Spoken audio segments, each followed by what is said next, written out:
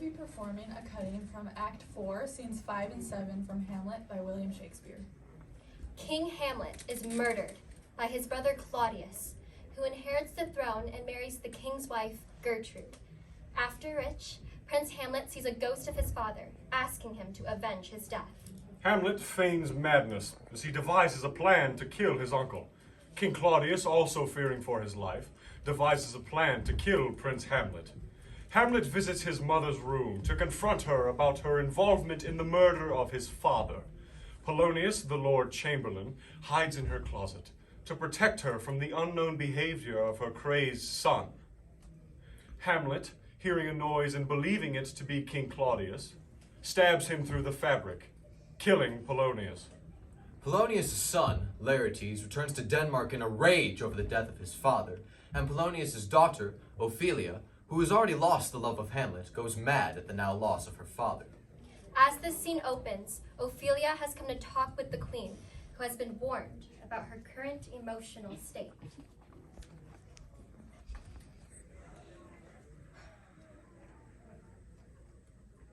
Where is the beauteous majesty of Denmark?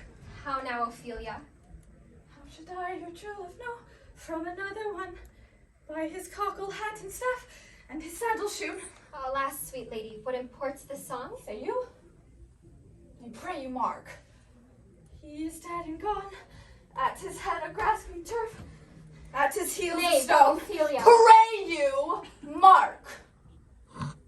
White as red as mountain snow, larded all with sweet flowers, which Alas, look here, my lord. did not go with true love showers. How do you, pretty lady? Well, God you'll do. They say the owl was a baker's daughter. Lord, we know what we are, but not what we may be. God be at your table. Conceit upon her father. Pray let's have no words of this. But when they ask you what it means, say you this.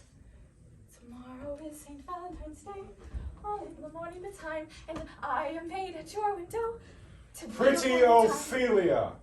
Indeed, without an oath, I'll make an end on it. How long hath she been thus? I hope all will be well. We must be patient. But I cannot choose but weep to think they would lay him in the cold ground. My brother shall know of it. So I thank you for your good counsel. Come, thank coach. Good night, lady. Good night.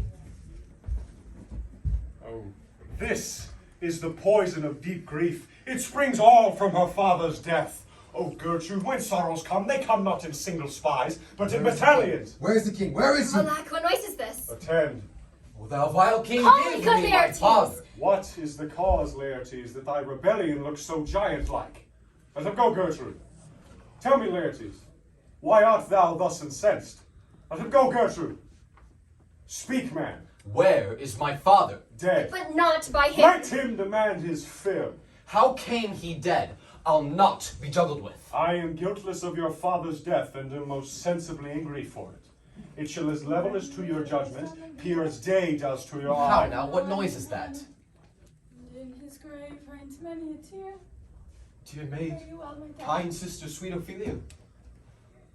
Rosemary, that's for remembrance. Pray you, love, remember. There's pansies. It's for thoughts. There's fennel for you. And columbines. There's rue for you. And here's some for me. You may wear your rue with a difference. There's a daisy. I would give you some violets, but they withered all when my father died. They say Hearts it and made a good end. afflictions, passion, hell Will it itself. not come again? She turns to favor Will and it to not come prettiness. again? No, no, he is dead. Go to thy deathbed. He will never come again. Volkish souls, God be with you. Do you see this, O God? Laertes, I must commune with your grief, or you deny me right. Be you content to lend your patience to us, and we shall jointly labor it with your soul, to give it due content. Let this be so. His means of death, his obscure funeral, No trophy, sword, or hatchment o'er his bones.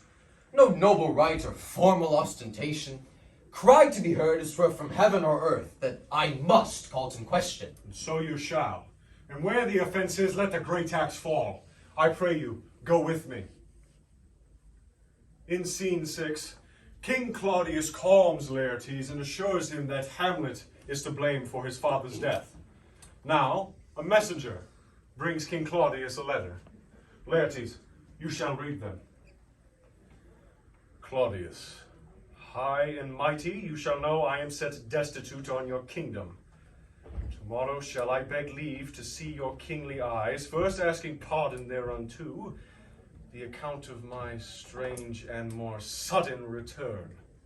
Hamlet, what should this mean? Know you the hand? 'Tis Hamlet's character. Can you devise me?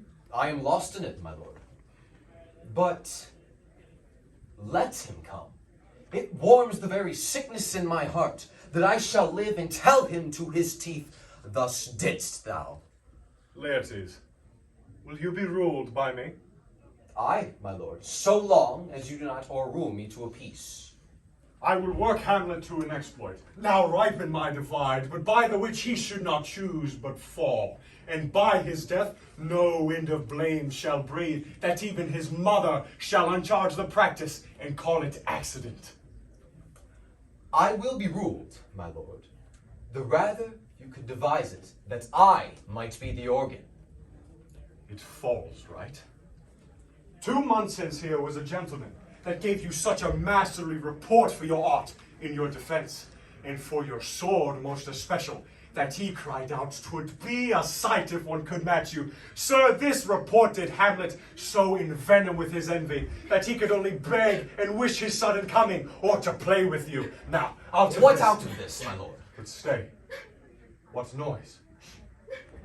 One woe doth tread upon another's heel, so fast they follow. Your sister's drowned, Laertes. Drowned? Where? There's a willow that grows ascot the brook that shows its hoary leaves in the glassy stream. And therewith fantastic garlands did she make of crowflowers, nettles, daisies, and long purples.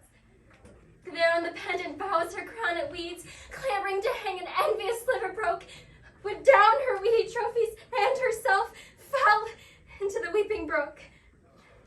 Then she is drowned. Drowned. Drowned. Too much of water hast thou, poor Ophelia. And therefore I forbid my tears. Adieu, my lord. I have a speech of fire that fain would blaze, but that this folly drowns it. Let's follow, Gertrude.